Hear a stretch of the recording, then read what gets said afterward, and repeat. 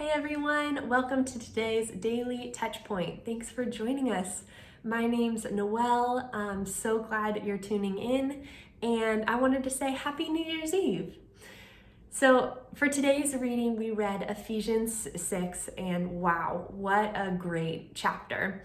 There's so much we could talk on, but I want to focus in on verse 18, and here's what it says. It says, "Pray in the Spirit at all times and on every occasion." The thought I want to reflect on with you is simple, but it's this. Let's be a people who talk to God all the time and everywhere. Simple to say, right? And yet we get to and we'll spend our whole lives continually growing in this practice. So praying in all occasions and at all times. What does this look like? It means that prayer permeates throughout our days. Yes, we should absolutely pursue having designated time in prayer and in the Word, like a daily quiet time. That is so good, and we should be pursuing that. But the good news is prayer doesn't need to be or shouldn't just be confined to that one time and that one place. We should be and can be praying when we're at work and sitting at our desks. We can pray when we're driving, getting ready to pick up the kids from school.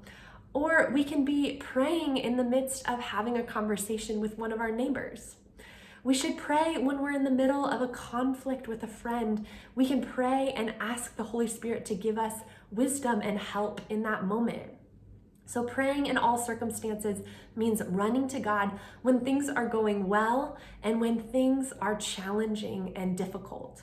It means choosing to recognize God's presence and talk with Him when things are slow and relaxing or boring, and to do that on a really busy day too. So some of you might be thinking, wow, how am I going to add praying all the time to my already busy plate? And I want to challenge us to reframe this thought and consider that Paul's invitation might be to something even greater than just something to add to your plate.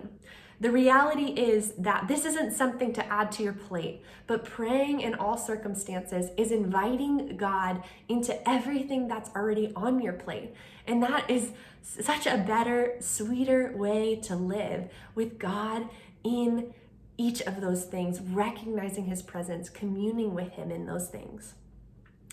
There's a man named Brother Lawrence, and he lived in the 1600s. He was a Carmelite brother, and he entered the monastery. And when he entered, he was given the job of fixing the other brothers' shoes and washing the dishes. So instead of being discouraged by his role, he decided to begin an endeavor to really pursue this Ephesians 6 life of recognizing the presence of God, communing with God, praying with Him in all circumstances at all times, throughout his role in the monastery.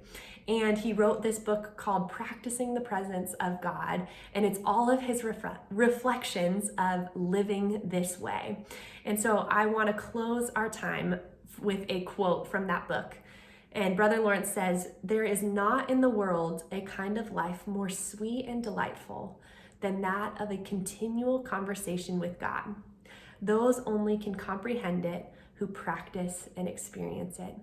So CA, would 2022 be the year that we continually pray, continually run to God in all circumstances, in all times, and live out this Ephesians 6 verse like Brother Lawrence. Thank you for joining us today.